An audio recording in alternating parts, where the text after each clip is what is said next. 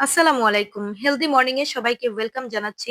আজকের হেলদি ব্রেকফাস্টে ছিল ক্যাপসিকাম, গাজর কুচি এবং পেঁয়াজ কালি দিয়ে একটি হাফ সেদ্ধ ভাজি আর ঘি দিয়ে ২ টো ডিম পোচ।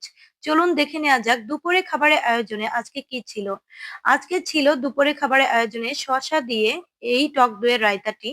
এই রায়তাটি খেতে ভীষণ মজা লাগে। আমি এই রায়তার ভিতরে সামান্য চিলি ফ্লেক্স, গোলমরিচের গুঁড়া এবং অল্প একটু বিট লবণ দিয়ে খেয়ে থাকি।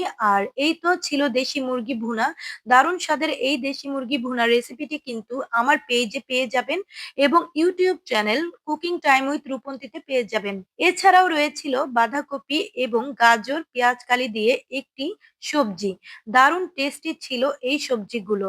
আজ দুপুরে ভরপুর খেলাম। যারা ওয়েট লস করতে চান তারা যদি ভাবেন যে আমি না খেয়ে ওয়েট লস করব তাহলে তারা একসময় দুর্বল হয়ে পড়বেন এবং শরীরের অন্যান্য সমস্যা এবং দুর্বলতা দেখা দিবে। ওয়েট লস বলেন আর হেলদি থাকা বলেন, আমি দুবেলাকে খুবই প্রাধান্য দেই। যেমন সকাল এবং রাত, আর মাঝখানে দুপুর টাইমটায় আমি একটু ভারী খাবার গ্রহণ করি। তো আজকের এই আয়োজনগুলো আপনাদের কাছে ভালো লেগে থাকলে অবশ্যই জানাবেন আর আমার পেজটিকে ফলো দিয়ে পাশেই থাকবেন।